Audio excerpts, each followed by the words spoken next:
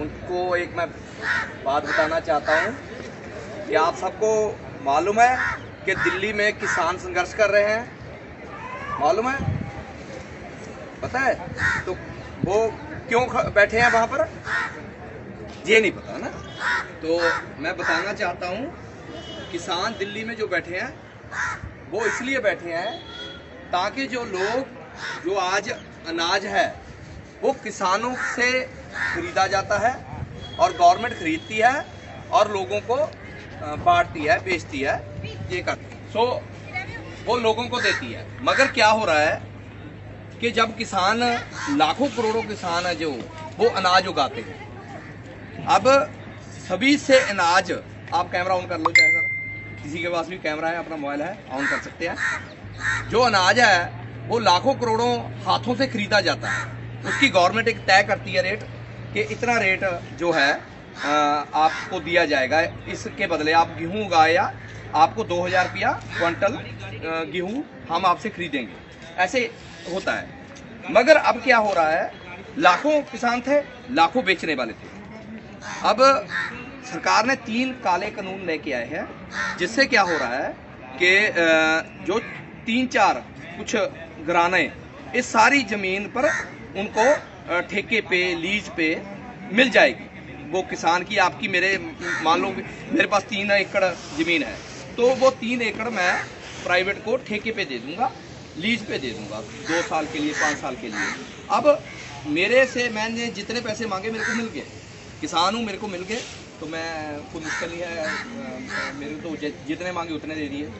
मगर जब मैं मुंह मांगी कीमत मेरे को मिल गई, तो उसके बाद उस जमीन पर जो उगेगा वो उसके ऊपर मेरा अधिकार नहीं होगा, उसका होगा जिसने ये जमीन किराए पे ली। तो जब वो प्राइवेट लोगों के पास चले जाएगी, वो सारी जमीन चले जाएगी, वहां पर उगने वाली हर चीजें उनकी हो जाएगी। अब उन्होंने महंगी कीमत पे मेरे से जमीन ली, अच्छे बीज बीजे और कुछ बहुत कुछ लेबर के, आज जो 300-400 रुपया दिया किसी को, उसका 6 महीने उसको वेट भी करना पड़ेगा, उसका ब्याज भी वो काउंट करेंगे, क्योंकि वो व्यापारी लोग होते हैं, वो छोटी छोटी चीजें भी अकाउंट करते हैं, प्लस करते हैं।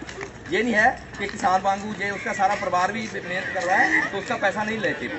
तो ऐसे ही मतलब वो उनका जो व्यापारी होगा जब बीजेगा तो हर चीज का अकाउंट करेगा। जो आज महंगाई बढ़ जाएगी है, 10-20 जब 10-20 में मिलने वाली चीज है, वो ऑटोमेटिकली जब वो व्यापारी बेचना शुरू करेगा वो 10-20 में भी नहीं बेचेगा, वो हमें 100, 150, 200 ऐसे बढ़ाकर बेचेगा।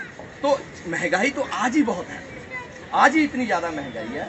आने वाले समय में ये महंगाई कितनी बढ़ जाएगी, ये सोचने वाली बात। कि हम लोगों को सिर्फ ये लगता है कि ये जो आंदोलन है ये किसानों का आंदोलन है, ये सोचने वाली मतलब ये सिर्फ आंदोलन किसानों का नहीं, किसान लोगों के लिए लड़ रहा है।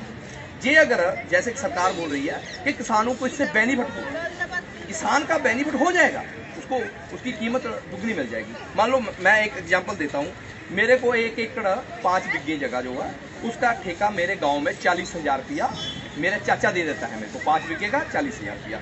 अब मेरे को 40,000 तो मेरा चाचा देता है, तो जे अगर मेरे से प्राइवेट खरीदेगा तो 1-1.5 लाख देके भी खरीदेगा ना, कोई और आएगा खरीदने, तो मैं उसको क्यों दूंगा?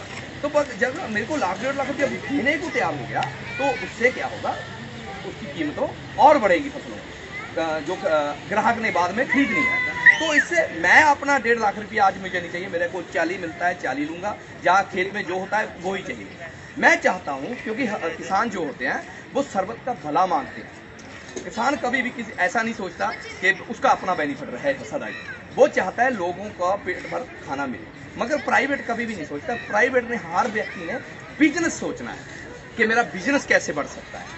तो उसने उसका जे अगर ये 3 काले कानून बन गए तो हमें चारों तरफ से गिर जाएंगे। नौकरियां प्राइवेट हो रही हैं, सरकारी नौकरी है नहीं, 10-15 हज़ार में हर किसी को नौकरी पे लगना पड़ेगा, ये मजबूरी बन जाएगी। और ऊपर से हमें खाने का जो दाम आज 25-30 रुपए की कुछ चीज़ मिलती है वो 150, 200, 300 रुपए में मिलनी शुरू हो जाएगी। ये इस संघर्ष को सिर्फ किसानों का संघर्ष ना मानो। इसके लिए आप सबको ना एक अपने आप नहीं दिल्ली जा सकते, मुझे भी मालूम है आप दिल्ली नहीं जा सकते, आप सभी तो नहीं दिल्ली जा सकते, मगर जहाँ पर बैठे हूँ वहाँ की तो बात करो ना। ये लूट हो रही है, अब उनको एक और अधिकार दे दिया कि वो जितना मर्जी स्टोर कर सकते हैं, भाई साहब जी, अगर सारा अनाज उन्होंने स्टोर कर लिया, अपनी मर्जी से निकालेंगे, स्टॉक हमेशा उसको क्या कहते हैं, उसको लगाएंगे भी स्टॉक किसी से आ नहीं रहा, क्योंकि आना कहाँ से है, यहाँ से ही खरीदा, यहाँ ही स्टोर कर दिया, आना कहाँ से है।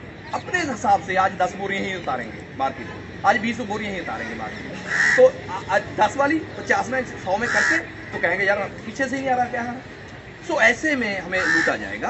तो इसके लिए ये 3 काले कानून है जो इनके सारे विरोध करें और उनके हमारा साथ दे। जो किसान दिल्ली में बैठे हैं उनका जो भी हो सकता है, आप जितना भी बन सकता है आप योगदान करें। ये ना कि आज आप मुख्य बन के बैठ जाए, हमारे लोग वहाँ पर लाखों में हैं। तो कल एक 26 जनवरी को उन्होंने क्या किया, हमारी बहुत शांतिपूर्वक एक परेड चल रही थी। हमने एक देश को बहुत ही अच्छी परेड दिखानी थी कि एक तरफ टैंक पर कौन बैठे थे, फौजी वीर सबसे ज़्यादा किनके हैं, हमारे बेटे हैं, हमारे बच्चे हैं। एक तरफ टैंक पर बैठेंगे फौजी वीर बेटे, दूसरी तरफ ट्रैक्टर पर बैठेगा उसका बाप, उसका जो जिसके फौजी के बेटे हैं। दोनों ने एक बार चलना था, एक साथ चलना था, मगर वहाँ पर सियासत ने उसको ताड़-पीड़ करने के लिए हमारे से 1-2 किसानों को अपने साथ रला के वो जो गंदी राजनीति खेली गई है 26 जनवरी को, वो खेल दी। लोगों को ऐसे लगा कि उन्होंने तिरंगे के साथ कर दिया, ये गद्दारी कर दी, ये सारे दिहाड़ी गोदी मीडिया हमें ऐसा साबित करने के लिए। वहाँ पर कुछ नहीं किया। जब भी कोई सरदार या सिख जाते हैं, जहाँ भी जाते हैं, वहाँ पर अपना एक झंडा निशान साहब जरूर लगाते हैं।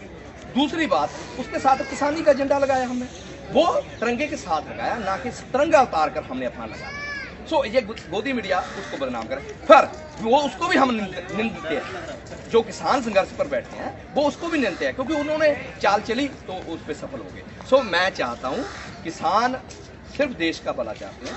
वहाँ पर किसान कल्ले पंजाब के नहीं, हरियाणा के नहीं, यूपी, महाराष्ट्र, हर तरफ से आए हैं। आप प्लीज़ जहाँ पर भी बैठे हैं, पढ़े लिखे लोग हैं, सुलझे हुए लोग हो, मुंबई में पता नहीं आप घूमने आए हो या यहाँ के लोग हैं, आप आवाज़, आप अपने लिए, क्योंकि कल को खरीदने वाले आप होंगे। किसान के पास तो जमीन है, वो तो अपने खेत से उगा लेगा, नहीं देगा किसी को ठेके पे। मेरे को तो किसान को तो सिर्फ क्या लेना पड़ेगा, नमक और चाय पत्ती, बाकी चीज़ें सभी खेतों में होती है। मैं उगा लूँगा, मैं अपने खेत में उगा कर मैं अपने नहीं बेचूंगा। पर मैं अपने लिए नहीं सोच रहा, मैं आप सबके लिए सोच रहा। आप कहाँ उगाओगे शहरी लोग, जिनके पास जमीन है वो कहाँ होगा? 10,000 वाला कैसे अपना घर चलाएगा? ये समझने वाली बात है। ये बात मैं आपके यहाँ रखना चाहता था।